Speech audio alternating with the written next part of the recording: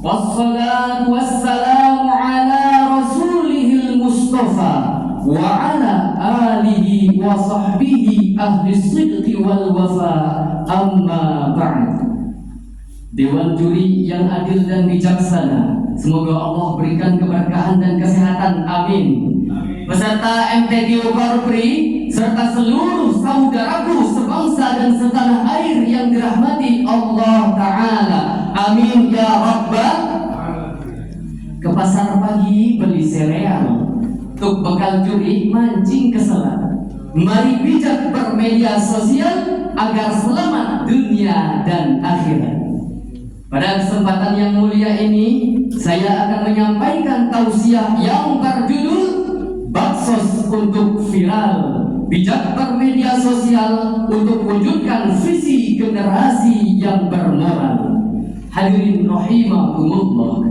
Sebelum tausiah ini saya mulai, boleh saya minta tolong? Boleh? Jika nanti saya bilang sahabat Korpri, tolong dijawab Allahu Akbar. Siap? Siap. Izin Dewan Juri, kita coba. Sahabat Korpri, Allahu Akbar. Tausiah kali ini akan saya awali dengan sebuah lagu karya Roma Irama yang telah saya gubah liriknya. Dalam bermedia sosial, jaga etika dan moral, ya. Gunakanlah dengan bijak, bukan untuk maksiat. Hadirin rahimakumullah.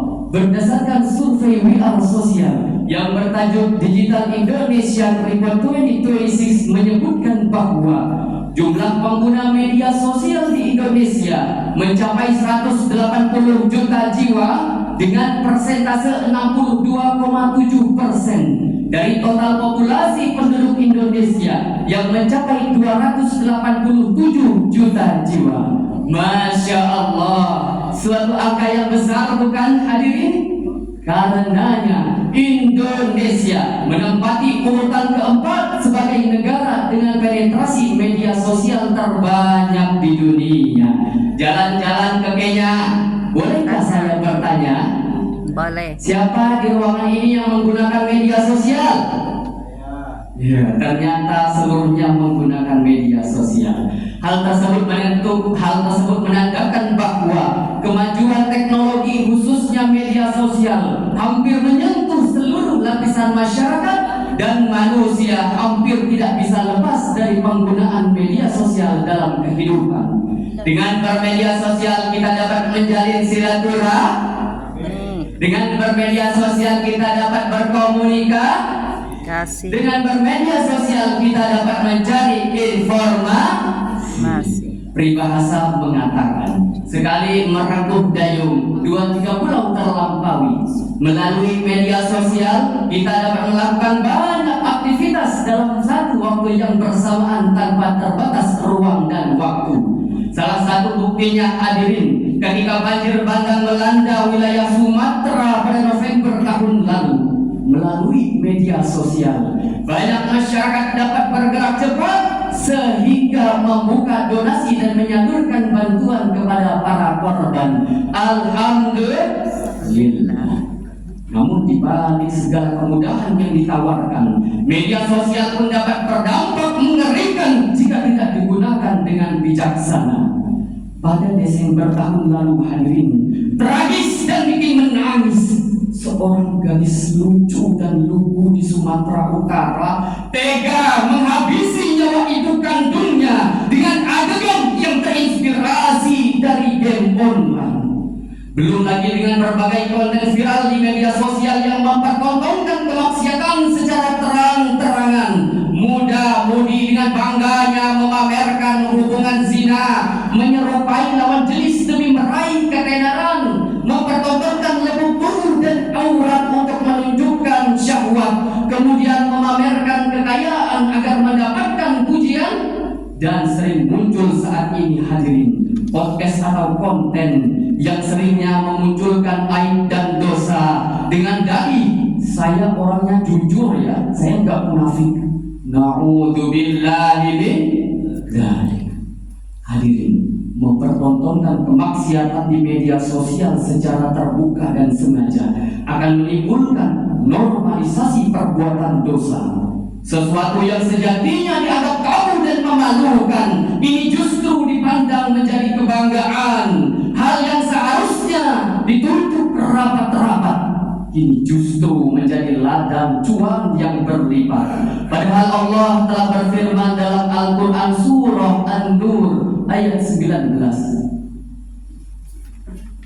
A'udzu billahi minasy syaithanir rajim.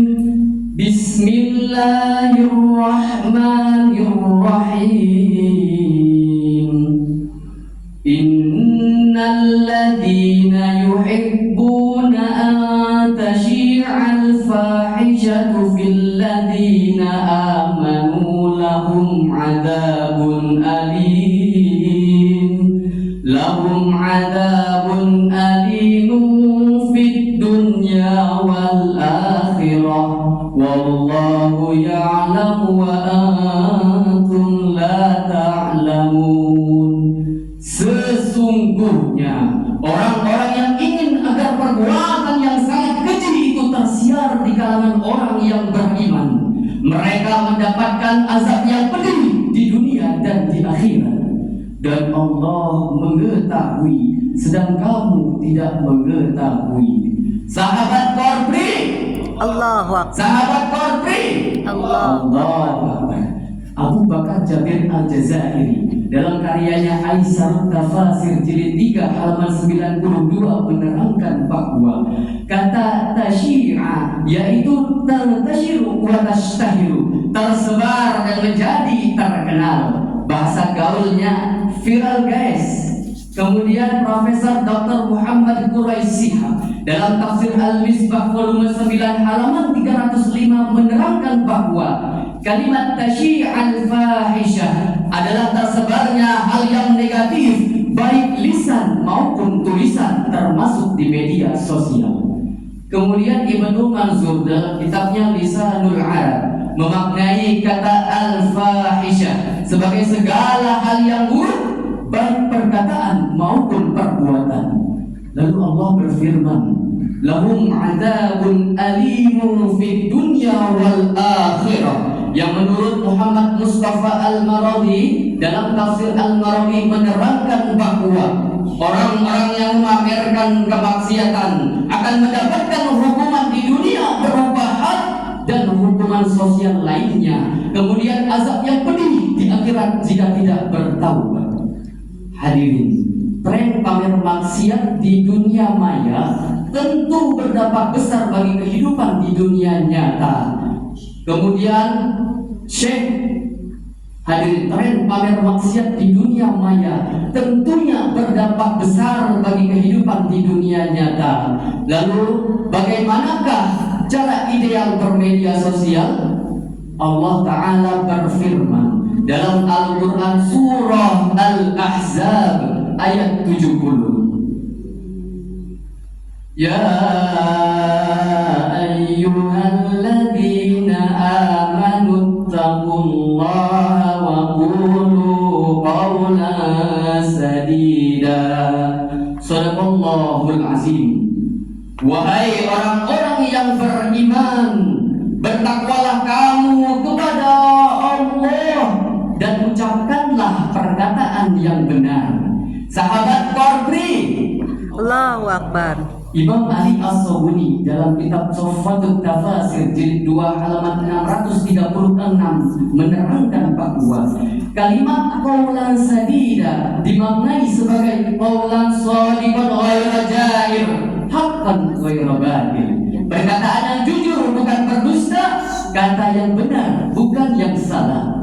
Sedangkan dalam tafsir Jalalain, Jalaluddin Al-Mahalli dan Jalaluddin As-Suyuti menerangkan kalimat qaulan sadida sebagai shawaban yang digunakan untuk menyatakan hal yang benar, tepat dan pantas. Lebih lanjut, qaulan sadida dimaknai sebagai segala hal yang tidak bertentangan dengan ajaran agama. Demikian penafsiran Wahbah Az-Zuhairi Dalam tafsir Al-Munir jilid 11 halaman 260, hadirin, pertanyaannya adalah mengapa mengumbar aib dan dosa di media sosial itu dilarang di dalam Islam, padahal itu merupakan sebuah ungkapan kebenaran? Jawabannya adalah karena hal tersebut bertentangan dengan ajaran agama dan perbuatan tersebut sama halnya dengan ghibah, namimah, dan membongkar rahasia yang jelas dilarang di dalam Islam, dan keharamannya turut dipertegas oleh Majelis Ulama Indonesia dalam Fatwa MUI nomor 24 tahun 2017. Hadirin rahimakumullah, kebenaran suatu berita tidak hanya dilihat dari kontennya saja, melainkan juga harus mempertimbangkan sumber dan dampaknya juga. Karenanya, yuk sahabat semua, melalui media sosial kita sebarkan dakwah, bukan sibuk pamer hidup mewah. Setuju? Kita bikin konten ngaji dan sholawatan di tengah era gempuran joget tiktokan. Sepakat? Sepakat. Kita ganti podcast mengumbar dosa menjadi kisah Islami yang penuh hikmah. Mantul, mantap. Betul. Dengan membuat dan menyebarkan konten bermanfaat, insya Allah pahala jariah yang kita dapat. Nabi Muhammad Sallallahu Alaihi Wasallam bersabda, "Man dalla ala khairin falahu mithlu ajri fa'ilih." Barang siapa yang menunjukkan kepada suatu kebaikan, maka dia akan mendapatkan pahala seperti pahala orang yang mengerjakannya. Hadis riwayat Muslim. Sahabat Korpri, sahabat Korpri, dari tausiah yang telah saya sampaikan dapat ditarik kesimpulan bahwa media sosial haruslah digunakan dengan bijak dan bertanggung jawab agar dapat memberikan manfaat dan maslahat. Mari kita sebarkan ilmu dan dakwah agar dapat tercipta generasi yang berakhlak mulia. Adapun langkah yang dapat kita lakukan, hadirin, saya singkat dengan Korpri. Koreksi setiap postingan yang kita buat dan yang hendak kita bagikan, dan prioritaskan etika dan moral ketika berselancar di media sosial. Sabar sebelum disebar dan saring sebelum di-sharing. Wassalamualaikum warahmatullahi wabarakatuh.